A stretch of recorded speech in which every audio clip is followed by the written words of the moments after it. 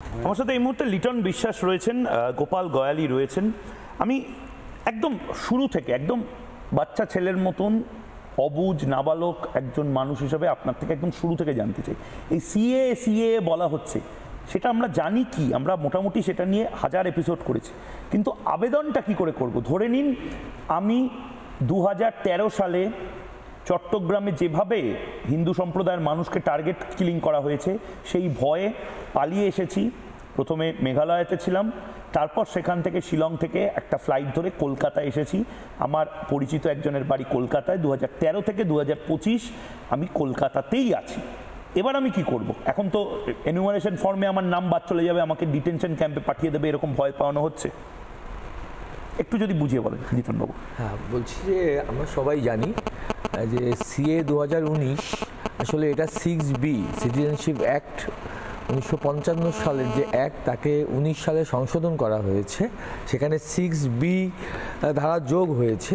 সেখানে খুব সুন্দর করে বলা হয়েছে যে বাংলাদেশ থেকে ধর্মীয় উৎপীড়নের কারণে যে সমস্ত হিন্দুরা ভারতবর্ষে 14 সালের 31শে ডিসেম্বরের মধ্যে প্রবেশ করেছেন, তারা সিটিজেনশিপ ন্যাচারালাইজেশনের মাধ্যমে অ্যাপ্লিকেশান করতে পারবেন এবং সিটিজেনশিপ পাবেন। এবং কবে থেকে পাবেন, এটা ভেরি ভেরি ইন্টারেস্টিং। তিনি যেদিন ভারতবর্ষে প্রবেশ করেছেন 14 সালের 31শে ডিসেম্বরের আগে, যেদিন তিনি ভারতবর্ষে প্রবেশ করেছেন সেই দিন থেকেই তিনি নাগরিকত্ব পাবেন, অর্থাৎ রেট্রোস্পেক্টিভলি তার নাগরিকত্বটা গ্রান্টেড হবে। এবং এর সঙ্গে একটু বলা প্রয়োজন, সেটা হচ্ছে যে তিনি যে কবে এসছেন, ভারতবর্ষে প্রবেশ করেছেন, তার জন্যে কিন্তু তাকে কোনো প্রমাণ দিতে হবে না।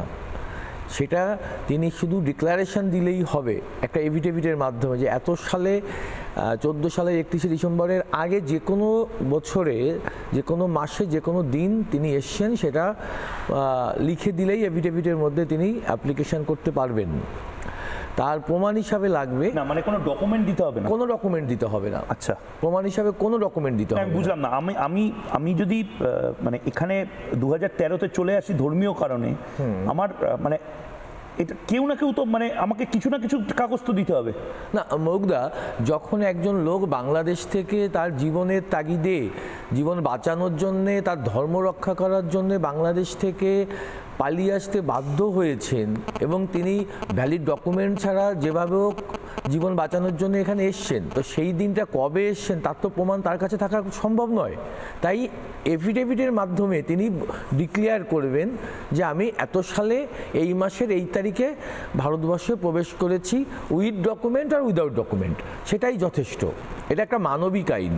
সেই জন্যে যেহেতু ধর্মীয় উৎপীড়নের কারণে কম্পেলড হয়েছে, বাধ্য হয়েছে বাংলাদেশের হিন্দুরা ভারতবর্ষে প্রবেশ করার জন্যে, সেই জন্যে কিন্তু মানে ডকুমেন্ট লাগবে না, ডিক্লারেশনই যথেষ্ট একটা এভিডেভিটের মাধ্যমে। তো এটা বেশি খুব ইম্পর্টেন্ট।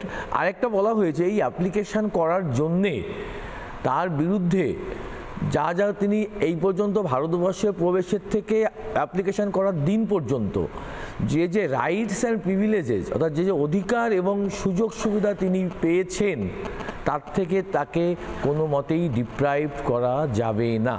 অর্থাৎ একটি এই যে এফিডেভিট, এই এফিডেভিটের পার্টটাও তো লাগবে, মানে ডকুমেন্টস তো অনেকগুলোই লাগবে না? তেমন কিছু ডকুমেন্ট লাগবে না। বেসিক্যালি উনি যে বাংলাদেশ থেকে এসছেন, সেই মর্মে ওনার নিজের নামের অথবা ওনার বাবা অথবা মা অথবা ঠাকুরদাদা যে কোনো একজনের যে কোনো একটা কাগজ বাংলাদেশের লাগবে। সেটা অরিজিনাল না হলেও হবে, সেটা একটা জেরক্স কপি হলেও হবে, বা পিডিএফ কপি বাংলাদেশ থেকে হোয়াটসঅ্যাপ বা যে কোনো মিডিয়ার মাধ্যমে আনতে পারেন, সেটা দিলেও হবে।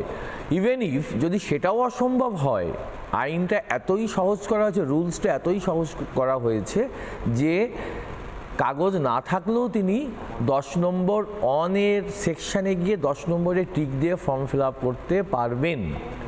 ভারতবর্ষে 14 সালের 31শে ডিসেম্বরের মধ্যে তিনি প্রবেশ করেছেন, সেই মর্মে আর যে কোনো একটা ভারতবর্ষের সরকার কর্তৃক যে কোনো একটা স্কুল সার্টিফিকেট হলে হয়ে যাবে, ভোটার কার্ড হলে হবে, আধার কার্ড হলে হবে, যে কোনো একটা কাগজ সেই মর্মে অন বি সেকশানে দিতে হবে।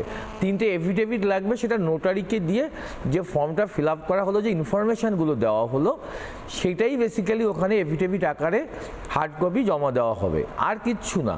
আর তিনি যেই কমিউনিটিতে বিলং করেন, হিন্দু কমিউনিটি বা শিখ কমিউনিটিতে, যে কমিউনিটিতে বিলং করেন, সেটা সেই মর্মে একটা ধর্মীয় প্রতিষ্ঠান থেকে বা কমিউনিটি প্রতিষ্ঠান থেকে একটা সার্টিফিকেট তাকে সাবমিট করতে হবে। আমি একবার গোপালের কাছে নানা ধরনের কন্টেন্ট দেখার জন্য লাইক করুন, শেয়ার করুন আমাদের ফেসবুক পেজ, সাবস্ক্রাইব করুন আমাদের ইউটিউব চ্যানেল। পাশাপাশি অন্যান্য ব্রেকিং নিউজের জন্য অবশ্যই চোখ রাখুন রিপাবলিক বাংলায়।